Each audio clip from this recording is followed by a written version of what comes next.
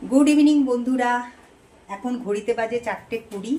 তা এতক্ষণ ধুম ধারাক্কা বৃষ্টি হয়ে গেল বাইরে, আর তার সাথে পড়লো হচ্ছে অনেক বাজ একদম। আর কি বলো তো, বৃষ্টি হয় ঠিক আছে, কিন্তু বাজ পড়লে না খুব ভয় লাগে। এখন আবার দেখছি একটু রোদ রোদ ভাব এসছে, তা একটু বাইরে বেরোলাম। ওয়েদারটা এত সুন্দর বাইরের, কি বলবো তোমাদেরকে। এই দেখো, এতক্ষণ কত বৃষ্টি হয়ে গেল, একদম চুপচুপা ভেজা একদম। এই দেখো, আজকে শঙ্কর এগুলো সব পরিষ্কার করেছে আজকে। এই দেখো, এই উঠোন ঠুঠোন ঝেড়ে একদম পুরো পরিষ্কার করেছে। কালকে তো রাত্রেবেলায় অনেক ঝড় হয়েছিল, যার জন্য গাছের পাতা পড়ে একদম জঞ্জাল হয়েছিল। তো এই যে আবার পড়ে গেছে এই যে পাতা, সে পড়ুক, কোনো ব্যাপার না। কিন্তু এই যে ঝাড়ার পরে দেখো কত সুন্দর পরিষ্কার হয়ে গেছে। তো চলো এখন একটু ঘরে যাই।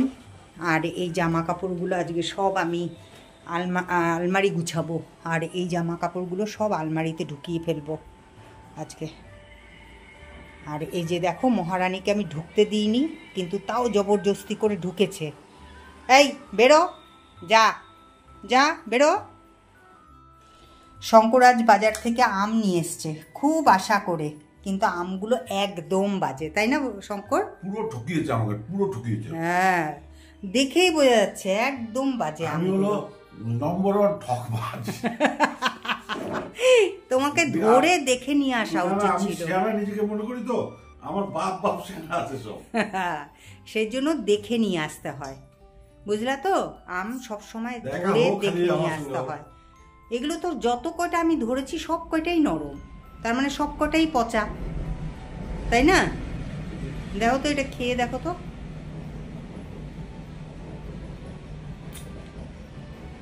মিষ্টি মিষ্টি কিন্তু নরম, নরম একদম। তো একটুখানি আম খেয়ে নিই। এখন ঘড়িতে বাজে 5:45।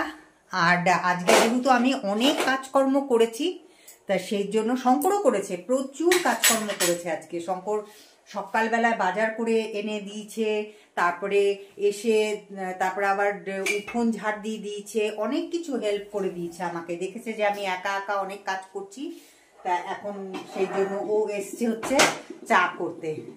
এই যে দেখো, এখানে চা বসিয়েছে। এই যে এখন দুধ দিয়ে আমি আর শঙ্কর দুজনে মিলে চা খাবো, কারণ নাহলে এনার্জি পাচ্ছি না।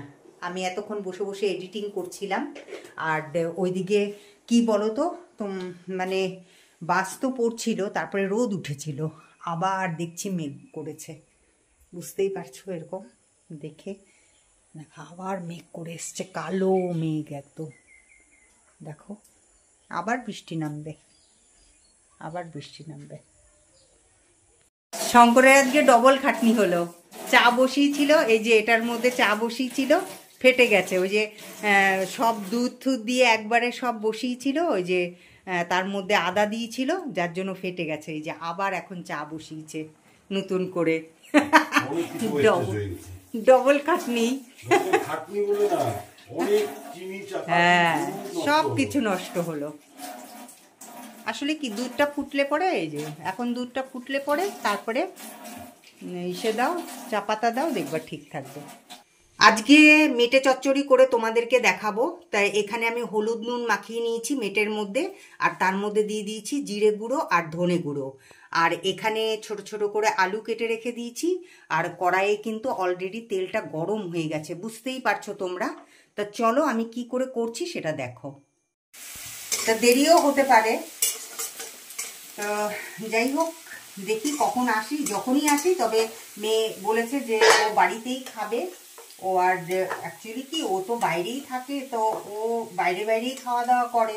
তা সেই জন্য যখন বাড়িতেই আসছে, তাও কেন বাইরেই খাবে। মনে হয় তুমি দুপুরবেলায় বাড়িতে খাওয়াতে পারবা, বাইরেই খেতে হবে।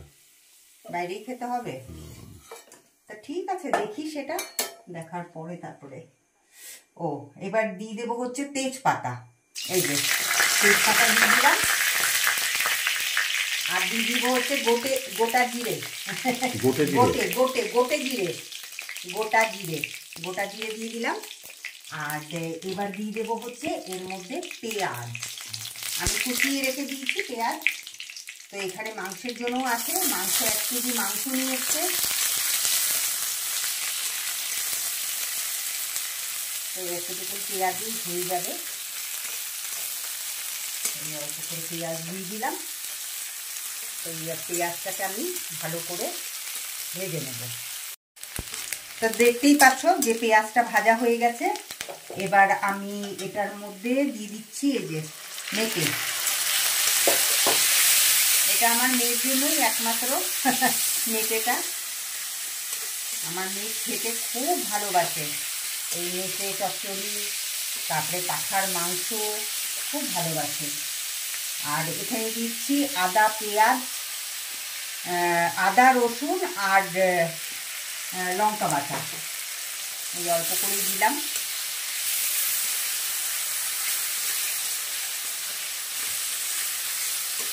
একসাথে আদা রসুনের সাথে আমি লঙ্কাটাকেও বেটে নিয়েছি। মেয়ে বলেছে যে ঝাল ঝাল করে করবে একদম।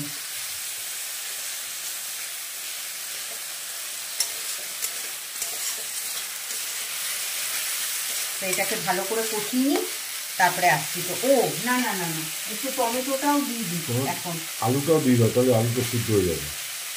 আলুটাও দিয়ে দাও, আলুটাও দিয়ে দাও। আলুটা ছোটো ছোটো আছে তো, যখন ঢেকে দিব এটাকে বরঞ্চ ভালো করে কষিয়ে নিই। হ্যাঁ, যখন ঢেকে দিব তখন আপতেই আলু সেদ্ধ হয়ে যাবে।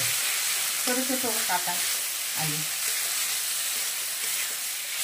আমি তো দিয়ে দিই, সব দিয়ে দিলে একটুখানি লঙ্কার গুঁড়ো দেবো এটার মধ্যে। হ্যাঁ, টেস্টটা ভালো হয়। আলুটা দিয়ে দাও আমার কথার মতন। না রে বাবা, গলে যাবে। তুমি জানো না শঙ্কর, সব রাখতে জানো তুমি? সব ঠিক আছে। লঙ্কার গুঁড়ো দাও। হ্যাঁ, লঙ্কার গুঁড়ো নিয়ে আসো কাশ্মীরি। তো তোমরা দেখতেই পাচ্ছ মাংস বলছি, মেটেটা কষে গেছে। তো একবার কষিয়েছি, তারপরে একটুখানি জল দিয়ে এই যে আবার কষালাম। এবার আমি আলুটা দিয়ে দিচ্ছি। এই যে ভেজে রেখে দিয়েছিলাম, এই আলুটা দিয়ে দিলাম।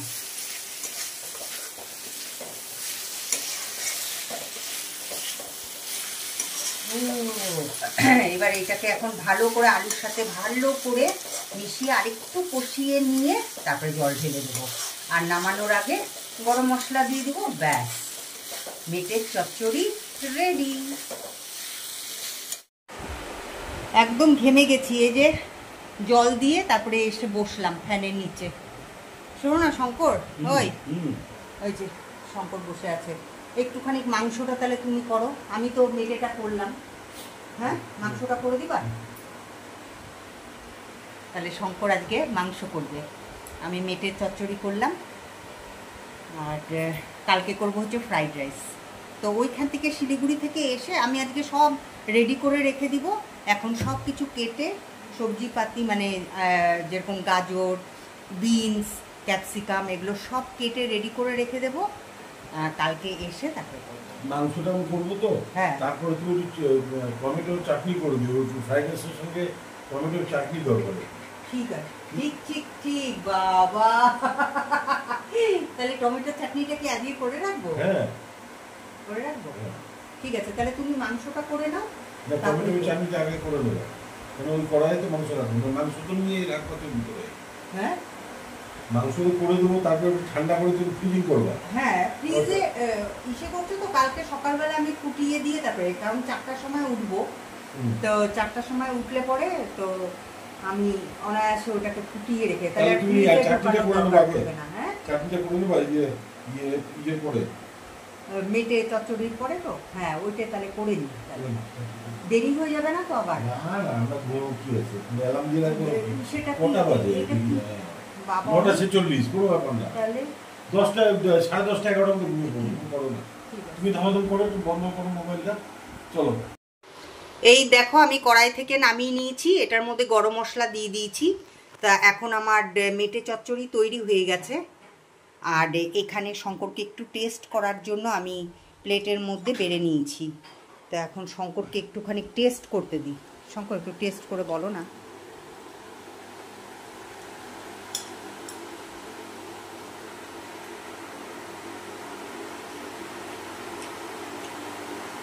ভালো হয়েছে?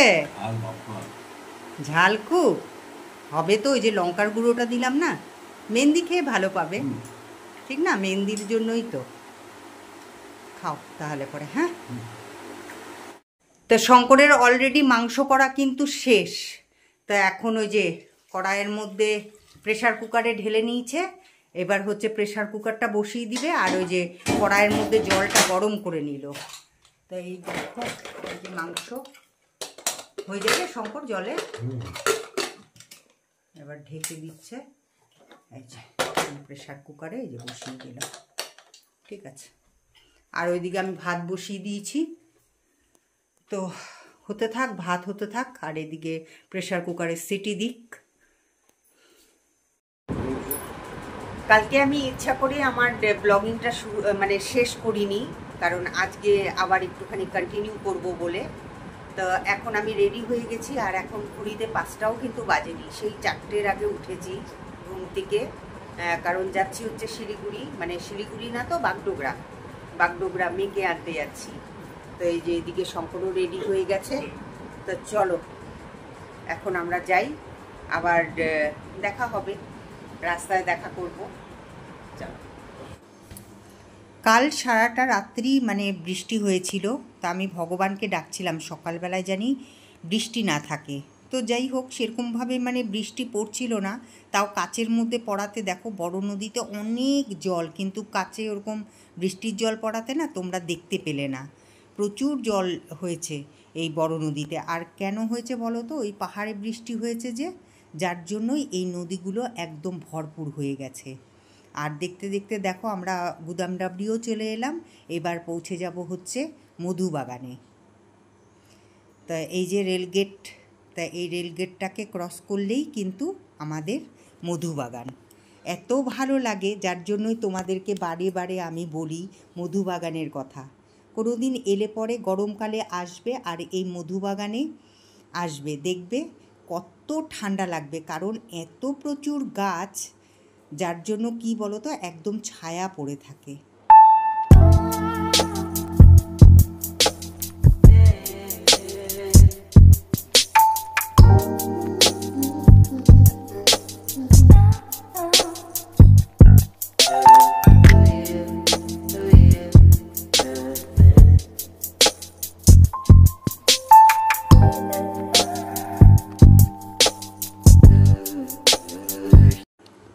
এখন আমি দাঁড়িয়েছি তেলিপাড়াতে, আর এই তেলিপাড়াতে এই কারণেই দাঁড়িয়েছি যে এখানে খুব ভালো চা পাওয়া যায়।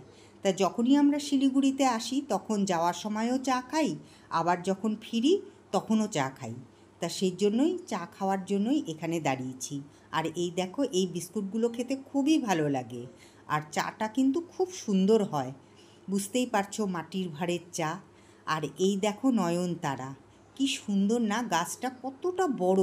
আমি নয়নতারা গাছ দেখেছি, কিন্তু এতটা লম্বা আমি দেখিনি, যার জন্য কি বলো তো ভিডিও করে রাখলাম। ভাবলাম যে তোমাদের সাথেও একটু শেয়ার করি, যে তোমরা যদি দেখে থাকো, আমি কিন্তু এত বড় দেখিনি। আর এটা কি বলো তো, এটা হচ্ছে তোরসা ব্রিজ। তা দেখতে দেখতে আমরা তোরসা ব্রিজেও পৌঁছে গেলাম। আর দেখো তোরসা নদীতে কতটা জল, বুঝতেই পারছো, যেহেতু পাহাড়ে মানে খুব বৃষ্টি হয়েছে। আর এখন আমরা প্রায় বাগডোগরার কাছেই পৌঁছে গেছি। তা ব্রেকফাস্ট করার জন্য একটা রেস্টুরেন্টে ঢুকেছিলাম, তা লাচ্ছা পরোটা আর দই, আর সাথে একটা তরকারি।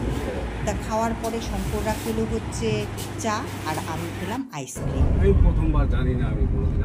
তা এই যে দেখতেই পাচ্ছ যে এটা হচ্ছে বাগডোগরা। তো আমি তো এর ভেতরে আমি ভিডিও করব না, যার জন্য আমি এত অবধি এই গেটটা অবধি রাখলাম।